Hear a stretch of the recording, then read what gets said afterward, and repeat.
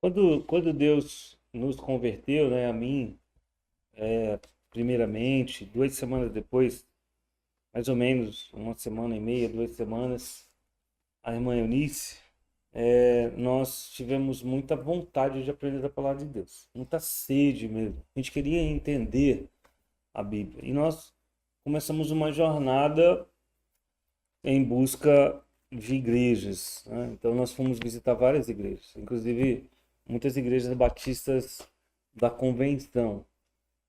E era interessante porque a gente chegava esperançoso de ouvir, então tinha aquela pregação um pouco direcionada, psicológica, né? Depois de mais ou menos uma hora de música, as pessoas dançavam muito. A gente achava muito estranho, né? As pessoas não tinham vontade de ouvir a palavra, estavam ali mais pelo ânimo da dança, né? E nós encontramos uma igreja pequena, né? Depois de muito tempo, quase um ano. E foi onde nós nos sentimos alimentados. Eu posso dizer assim, o primeiro sermão que eu ouvi desse servo de Deus que não está mais vivo, me fez sentir um passarinho. Eu não me esqueço dessa sensação. Ele pregava de uma maneira direta, né? Eu me lembro do primeiro sermão foi sobre disciplina eclesiástica e eu sentia como se ele estendesse a mão e colocasse aquilo na minha boca, aquela palavra que eu queria tanto ouvir. Nós voltamos para casa, a irmã Eunice me fez observar, né, que eles não tinham bateria, não tinham guitarra, não tiveram dança, e a gente foi dando por ali. Com graça de Deus, nós aprendemos muito. Eu me lembro, irmãos, quando o pastor, num culto de quarta-feira, ele, ele convidou os irmãos para evangelismo. Fez um convite. Irmãos, sábado nós vamos fazer uma visita a tal lugar. E quem tiver o interesse, vai me procurar depois do culto. E vamos ver se a gente arranja um lugar para você ir. O que que eu imaginei? Ia estar lotado de gente querendo ir para o pastor. E eu fiquei preocupado porque eu falei para a irmã Alice, eu quero ir, eu quero, né, quero aproveitar, quero ver como são as coisas. E eu fui conversar com ele. Disse, pastor, vai ter lugar? Ele disse, com toda a paciência, eu disse, eu acho que sim, irmão, acho que vai ter lugar. Eu disse, não, mas se tiver lugar, se tiver um lugarzinho, se eu puder ir, né? Se puder ir de ônibus, eu queria ir. Eu disse, não se preocupe não, vai ter lugar. E nós combinamos, e ele foi me buscar, lembro que ele foi me buscar e tava eu e ele. A igreja tinha quase 60 membros. Ninguém teve o interesse de ir, e eu fiquei assustado, porque perder uma oportunidade dessa, de estar evangelizando, de estar trabalhando. E eu me lembro que ele tinha, era um Fiat Uno, não é? Um Fiat Uno meio vinho, e a gente entrou num lugar, assim, terminou o bairro, e entramos numa estrada de terra, depois barro, depois um barranco, e ele foi metendo o carro no mato e arrastando o mato para até chegar numa casa bem afastada. E eu fiquei assustado, pastor, mas o senhor vai. Ele disse, não, irmão, não se preocupa não. Esse carro aqui é missionário. E deu uma risada gostosa. Que saudade, irmãos. E a palavra de Deus fala desse tipo de temor, desse esforço que é tão gostoso. E às vezes a gente se esforça tanto por coisas tão fúteis. A gente se empenha em algumas coisas que não fazem o menor sentido para a eternidade. Né? Como diz o Senhor para os fariseus, viajam céu, terra e mar. E esse temor de Deus tem se perdido entre os crentes. Não é de agora, não, há muito tempo. Estou falando isso do começo dos anos 2000, né? E a palavra de Deus fala desse temor, e nós temos falado a respeito desse temor de entrega, começando em Provérbios, capítulo 1 e o versículo 7, novamente nós vamos ler. Pensemos sobre isso, irmão, esse amor que vem pelo temor, que traz essa vontade, não só das nossas coisas, né? Mas das coisas, principalmente das coisas que são relacionadas a Deus. O temor do Senhor é o princípio do conhecimento. Isso tem a ver também com vontade. Porque se eu temo a Deus, eu quero conhecer. Eu tenho sede e fome da palavra de Deus. Isso é inesgotável. Hoje eu mandei uma mensagem que alguém enviou para mim, falando a respeito de alguém que disse que não tinha medo de ser fracassado. E ele foi um grande missionário, né? William Carey. Foi o primeiro missionário batista da era moderna. E ele dizia: não tenho medo de ser um fracassado, eu tenho medo de obter sucesso em coisas que não importam. Né? Meus irmãos, fica à vontade, é que quando baixa ali, né, aí vem bater bem aqui na frente, né, fica batendo nas costas de quem está aqui na frente. E se o irmão quiser mudar, fique à vontade, tá? Eu sei que incomoda. Os loucos desprezam a sabedoria e a instrução. Vamos orar mais uma vez? Senhor, nós te agradecemos pelo teu cuidado amoroso. Nos dá ânimo e alimenta em nós esse temor de entrega, de interesse, em que nós nos esforçamos pelas coisas corretas, benignas, que te alegram. Não deixando de lado, Senhor Deus, nosso esforço pessoal no mundo, mas tendo cuidado, Deus, de te amar acima de todas as coisas. Guarda-nos, guia-nos em teu amor, em nome de Jesus. Amém. Então, nosso objetivo, irmãos, é compreender esse temor a Deus que é descrito na Bíblia. E ignorar esse temor é ignorar as Sagradas Escrituras. E nós temos afirmado que se você ignora esse temor, você está ignorando o cerne do cristianismo. Os religiosos, eles não temem a Deus de verdade. Eles até gostam de participar de eventos que se relacionam com religião, mas eles não possuem esse amor criterioso. E nós vimos que há dois tipos de medo na experiência humana, né? O pavor do terror, das consequências, e o pavor da reverência, o temor reverente, o temor diante do juízo, mas o temor também da admiração. E nós vimos que no cristianismo verdadeiro, nós temos esses dois ao mesmo tempo. Nós sabemos que há consequências em desobedecer a Deus, não o medo, o terror do juízo, porque nós somos salvos, mas o terror, a reverência prestada a Deus, sabendo que há consequências em desobedecê-lo. Há uma citação, não é, de Murray, um professor de teologia, Ian Murray. Ele disse assim, transliterando aqui: a percepção dominante da majestade da santidade de Deus. Perceber isso e essa profunda reverência que nós temos diante de Deus suscita, coloca em nós essa essência do temor a Deus. E é interessante, irmãos, que você não vai perder isso. Se você é um cristão, você vai temer a Deus dessa forma por toda a eternidade. Nós nunca vamos perder a reverência e esse temor a Deus, porque o cristão, ele compreende o caráter de Deus. O cristão, ele tem essa compreensão de quem Deus é. Ele não é o falso Deus, ele não é um Deus contraditório, ele não é um Deus segundo o coração das pessoas. Ele é o Deus da Bíblia. E nós vimos, inclusive, em Apocalipse, né, as pessoas lá nos céus, lá em Apocalipse 15, versículo 4, as pessoas estão dizendo: quem é que não vai te temer? Elas já estão lá diante de Deus. Quem não te temerá é um Deus grandioso.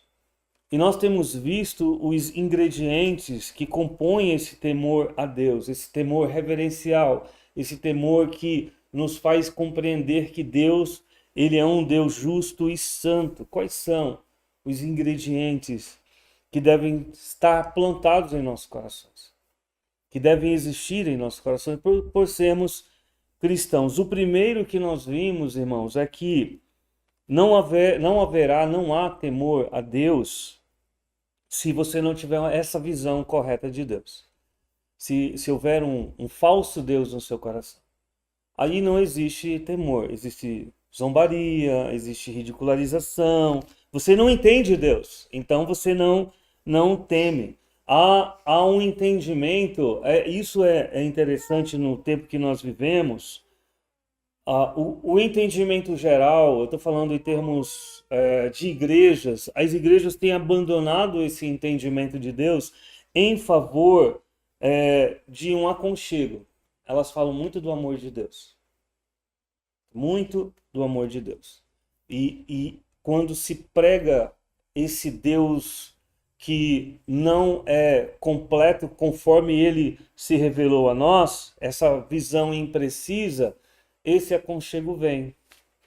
As pessoas elas se aproximam de Deus, desse Deus parcial, sem a necessidade de arrependimento.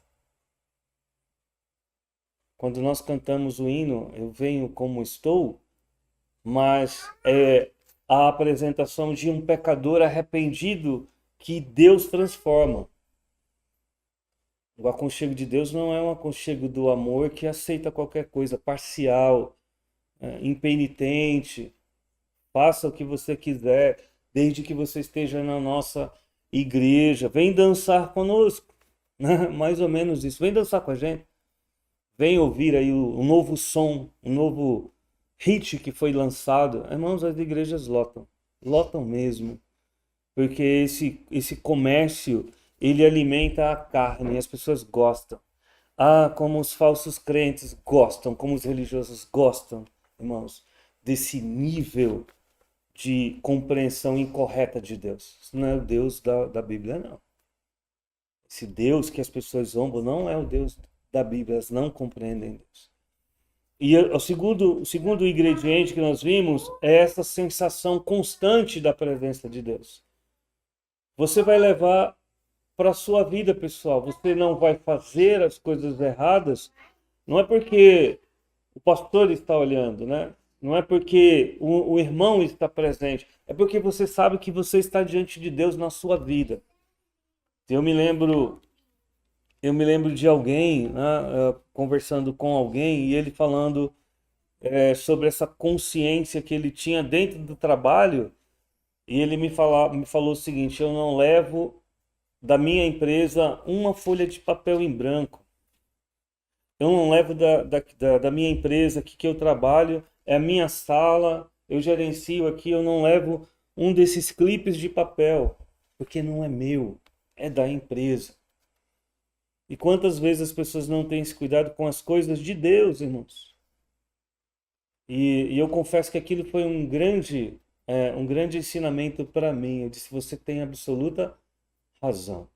Não pertence a nós. E como existem pessoas, né, que trabalham e se apropriam de coisas. Não, tem muitas coisas aqui, né? Eu vou levar aqui metade dessa resma de papel, não vai fazer falta para a empresa. Tem crente que faz isso, irmãos. Dando mau testemunho. Você imagina isso? Mas não tem ninguém olhando, né? Deus está vendo. Imagina alguém que tem essa sensação constante da presença de Deus. Vai agir como José. A gente viu a história de José, né? O Senhor aqui, o Potifar, ele me deu em minhas mãos a administração de tudo. Mas eu não tenho autoridade para adulterar com você, porque eu cometeria um pecado contra Deus. Hoje nós vamos ver o terceiro ingrediente, irmãos.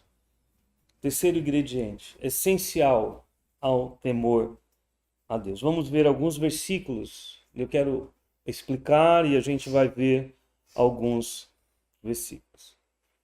Se você tem essa consciência da presença de Deus, porque você tem a compreensão correta de quem Deus é, você vai ter uma consciência constrangedora das suas obrigações para com Deus.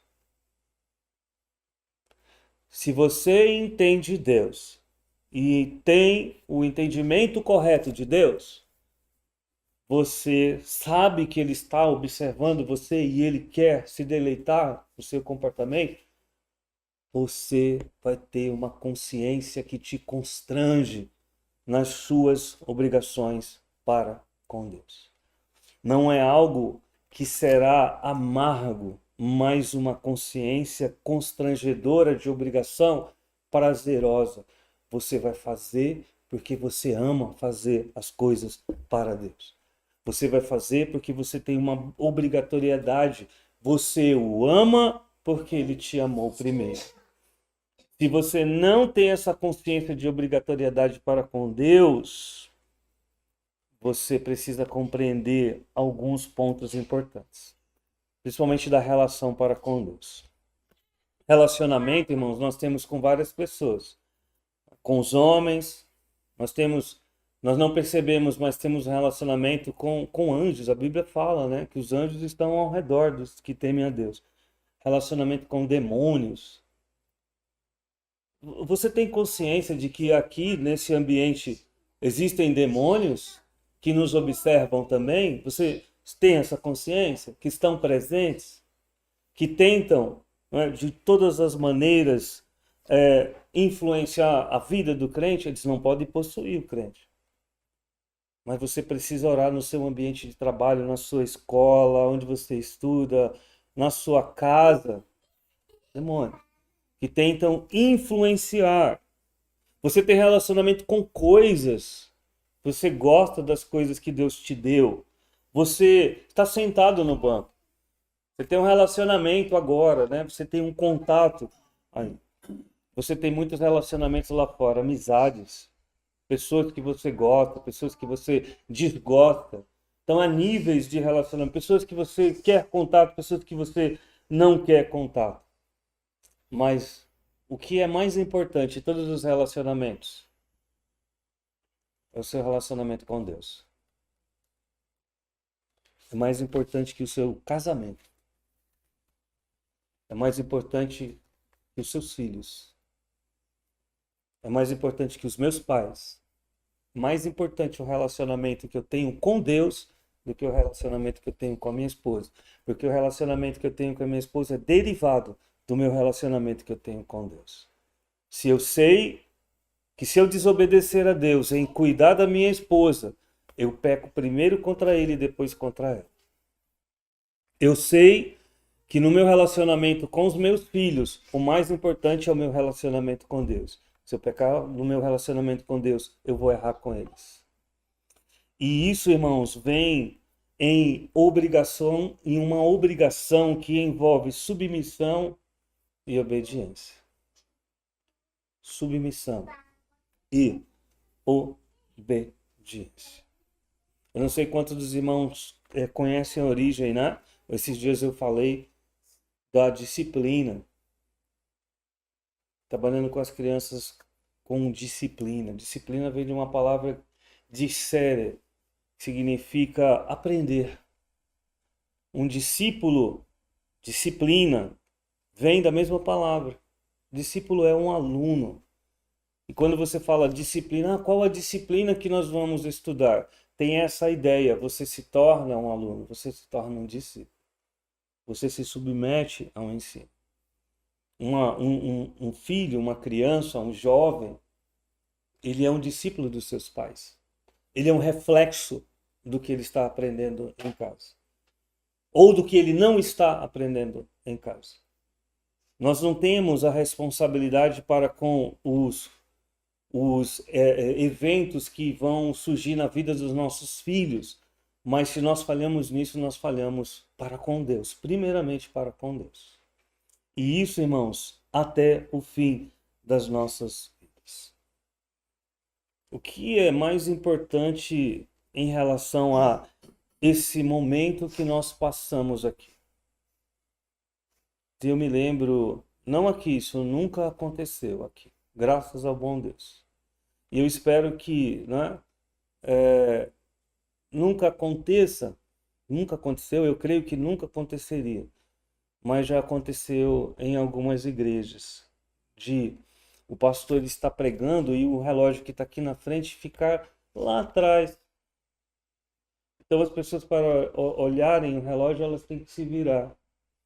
E eu já vi, irmãos, muitas vezes o pastor pregando e as pessoas olhando para o relógio e se virando para ver as horas.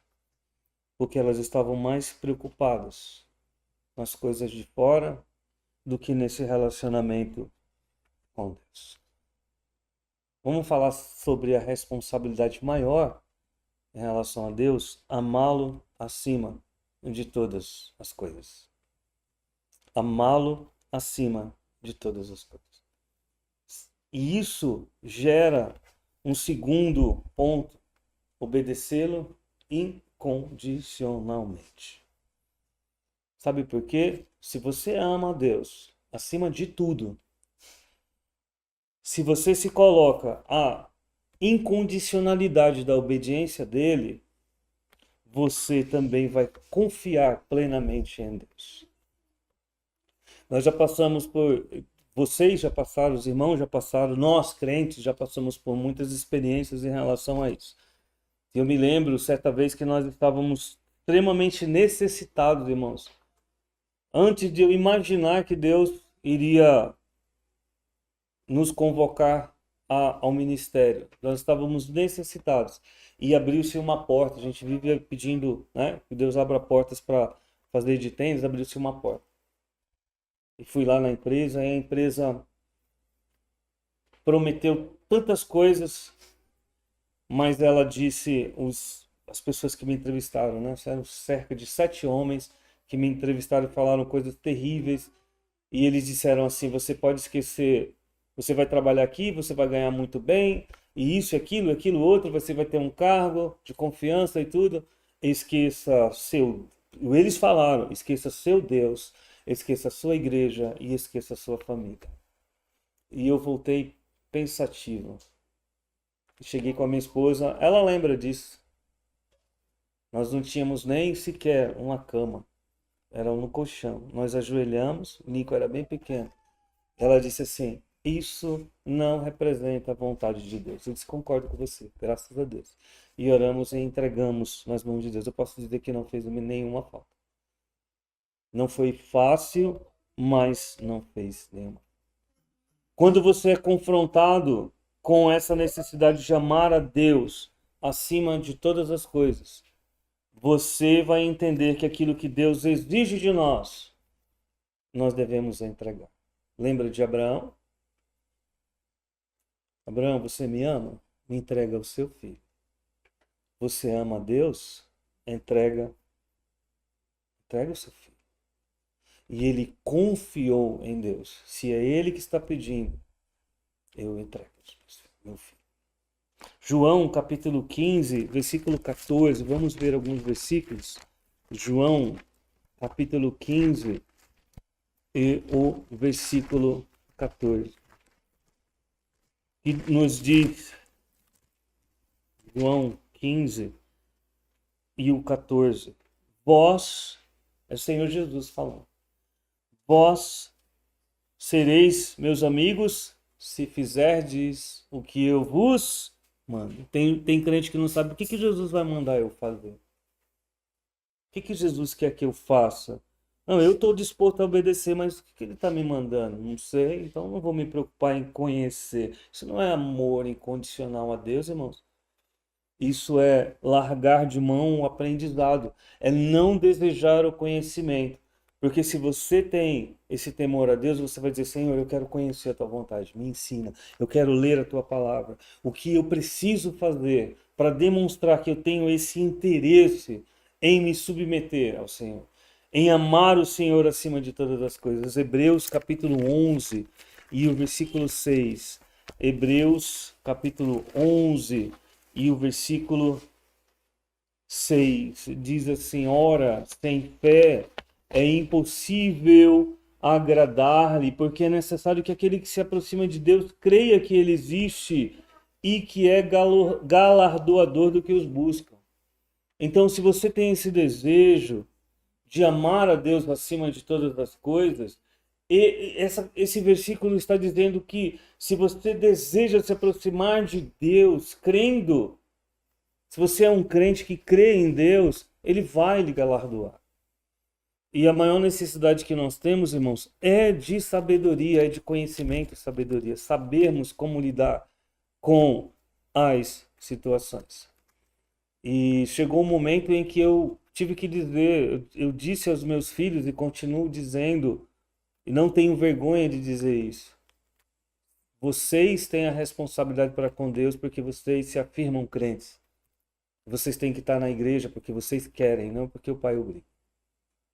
Se eles estão aqui, deve ser vontade deles, assim como a minha esposa e assim como nós vamos ensinar ao Abner e assim como deve ser o meu coração.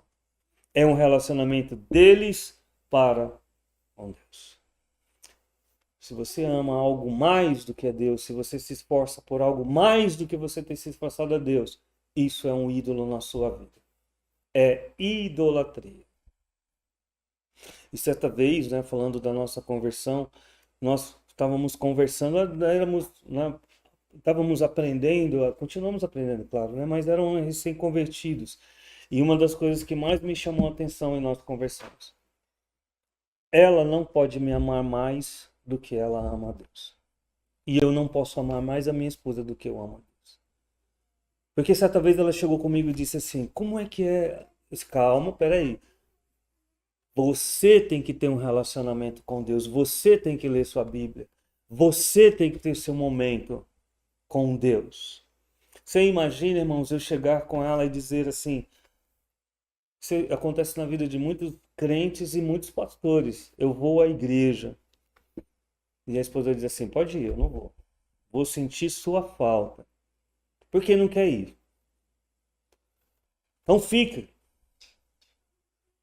E ele vai responder, ó, eu amo mais a Deus do que a você. E eu quero servir meu Deus. Pense a respeito de algo muito importante, irmãos. Você sempre está se arriscando a desagradar alguém. Pode ser um filho, uma filha, um pai, uma mãe. Pode ser a esposa, o esposo. Você sempre corre o risco de desagradar alguém. Ou desagradar a Deus. Ou você desagrada as pessoas, ou você vai desagradar a Deus. E muitas pessoas não se importam em desagradar a Deus para obter o aval e o sorriso de outros. Isso não é andar no temor de Deus. Tudo que nós queremos, as lágrimas que nós derramamos, é para que Deus não mantenha ídolos em nossos corações e nós possamos amá-lo acima de todas as coisas. Hoje nós estávamos conversando, a gente sempre conversa sobre essa questão de partirmos para a eternidade, né? Da morte, a gente conversa sobre isso. O que aconteceria? Colocando isso diante de Deus. Irmãos, é natural que a gente converse sobre isso. Nós estamos envelhecendo. E eu estava falando, olha, eu acho que eu ficaria, eu tenho uma absoluta certeza, não acho, né? Se ela partir primeiro, eu vou ficar muito triste. Porque a gente não fica distante um do outro. Eu amo a minha esposa. Quando eu digo que eu devo amar mais a Deus do que a minha esposa, não é que eu não a ame. Mas Deus tem que vir em primeiro lugar, senão ela não vai ficar no segundo. Eu vou repetir, tá, irmãos? Se Deus não está em primeiro lugar da sua vida, as outras pessoas não importam para você. Você as idolatra. Você coloca essas pessoas num pedestal. E as decepções virão e serão muito amargas. É amargo, irmãos, nós recebermos das pessoas a incoerência daquilo que entregamos. O amor, o cuidado e o carinho. E o que eu estou dizendo, irmãos, deve ser uma motivação. Porque quando nós lemos nas Sagradas Escrituras, né, o Senhor Jesus falando a respeito, olha, aquele que amar mais o pai, ou a mãe, ou o irmão, ou o filho, ou a filha, ou os amigos, aquele que diz amar a Deus, mas não aborrecer essas pessoas. Tem uma tradução que diz assim, odiar, né? Se não odiar, teve até uma irmã que veio, eu não aceito isso, uma irmã crente, eu não aceito isso, a Bíblia está dizendo que eu devo odiar meus familiares, não é isso não, irmãos, a tradução é uma tradução muito é fora do contexto. A palavra, ela, aborrecer, ela significa amar menos, só isso. Amar menos é o que a Bíblia diz. Você vai amar menos o seu esposo do que Deus. Você vai amar menos a sua esposa do que você ama a Deus. Você vai amar menos o seu pai, a sua mãe, os seus filhos do que você ama. Se isso é aterrorizador para o coração dos homens, é porque eles não entendem o caráter de Deus. Eles não entendem que Deus os observa e eles não têm uma obrigação para com ele. O amor a Deus. E nas nossas conversas a gente sempre diz, né? Na eternidade, ela não vai ser mais minha esposa. Alguém uma vez perguntou: por que você chama sua esposa, pastor, de irmã? Minha irmã Eunice. Porque na eternidade ela não vai ser minha esposa. Mas ela vai continuar sendo o quê? Na eternidade, minha irmã. Na eternidade ela vai ser minha irmã. E tem até promessas, né? Quando a gente estiver na eternidade, eu não vou sair de perto dela. Não sei se ela gostou ou não gostou disso. Você vai ser minha irmã. Não, mas a gente não vai estar mais casado, não. Porque na eternidade nós seremos irmãos em Cristo. Mas nós queremos estar juntos.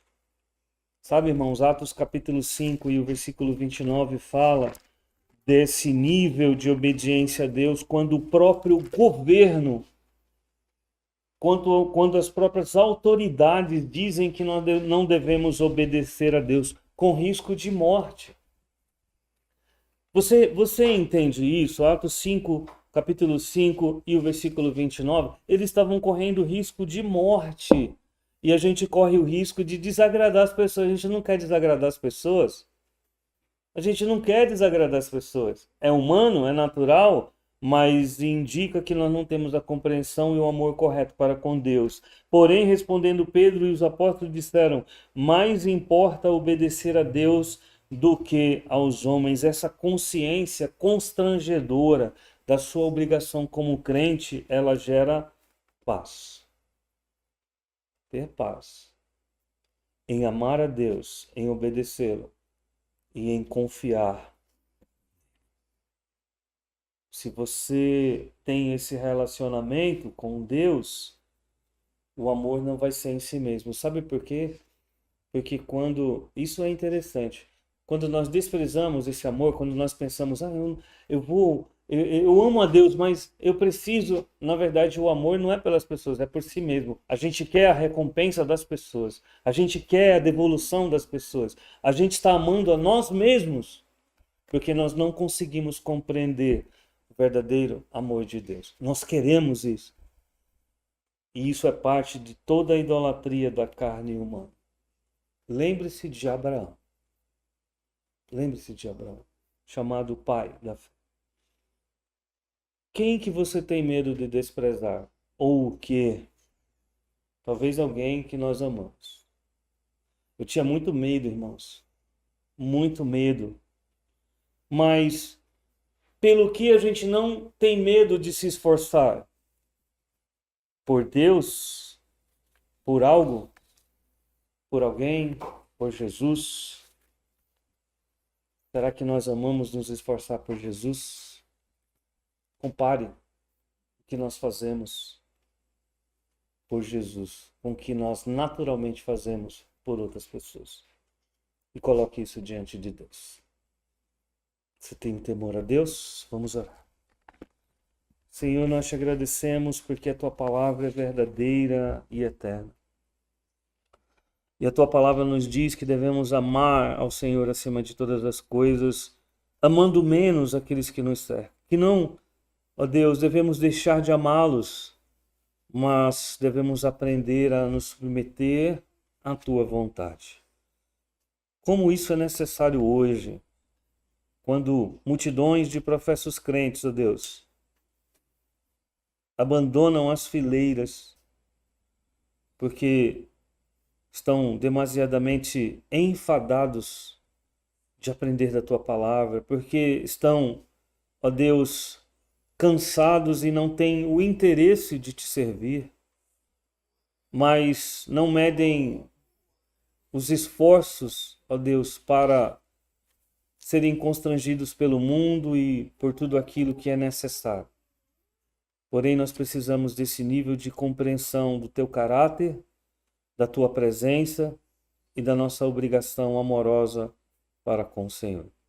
Ajuda-nos a não termos ídolos em nossas vidas e a crescermos na graça, no conhecimento de Cristo, para que pratiquemos hoje aquilo que na eternidade iremos praticar com perfeição.